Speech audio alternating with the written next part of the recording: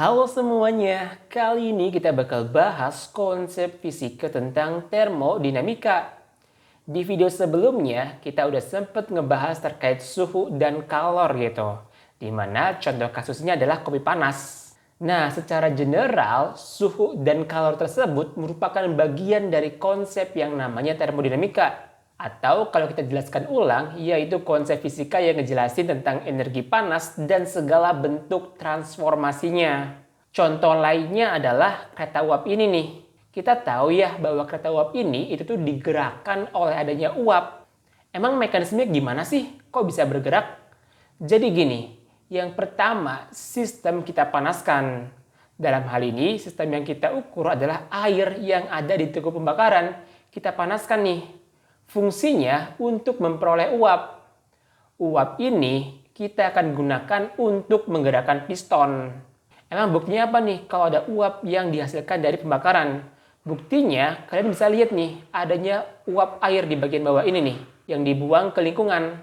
Terus kalau uap air menggerakkan piston berarti si kereta udah bisa bergerak gitu. Dengan kata lain, kita bisa tuliskan secara sederhana bahwa kalor yang kita punya itu tuh kita ubah ke dalam bentuk usaha buat ngerakin si kereta. Nah, ini nih salah satu contoh bentuk transformasi energi panas menjadi usaha. Tapi tunggu dulu deh. Tadi kita bilang ada sistem dan lingkungan. Emang sistem dan lingkungan tuh bedanya apa sih?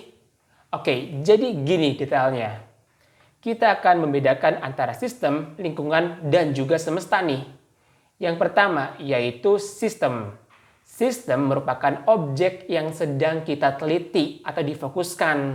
Kemudian, lingkungan merupakan area yang mengelilingi sistem. Dan terakhir yaitu semesta. Semesta merupakan gabungan dari sistem dan lingkungan nih. Contoh kasusnya kayak kopi panas ini nih.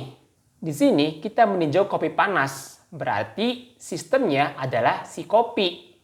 Kemudian area sekitarnya yang mengelilingi kopi itu ada apa nih? Ada gelas dan udara.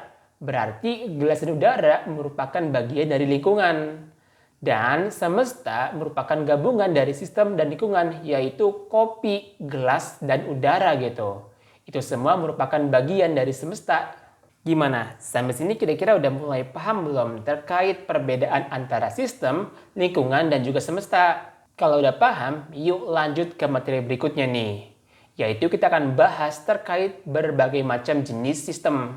Yang pertama yaitu ada yang namanya sistem terbuka. Sistem terbuka merupakan suatu sistem yang memungkinkan terjadinya perpindahan materi dan kalor dengan lingkungannya. Contohnya tuh kayak kopi di udara terbuka nih. Ini merupakan bentuk sistem terbuka di mana uap air dia bisa keluar dari uap kopi ke udara. Begitu juga kalor nih, dia bisa ngalir dari kopi ke udara. Sedangkan sistem tertutup merupakan suatu sistem yang tidak memungkinkan terjadinya perpindahan materi, namun memungkinkan terjadinya perpindahan kalor. Contoh kasusnya adalah kopi yang tertutup nih, kayak gini. Di sini tidak ada uap kopi yang keluar ke udara, tapi ada sebagian kalor dari kopi yang keluar ke udara. Buktinya gelas kopinya akan terasa hangat.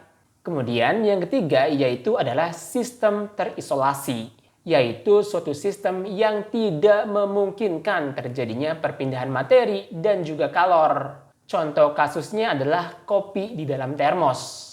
Pada kasus ini, kita tahu ya, nggak ada uap kopi nih yang keluar ke lingkungan. Begitu juga nggak ada kalor yang keluar ke lingkungan.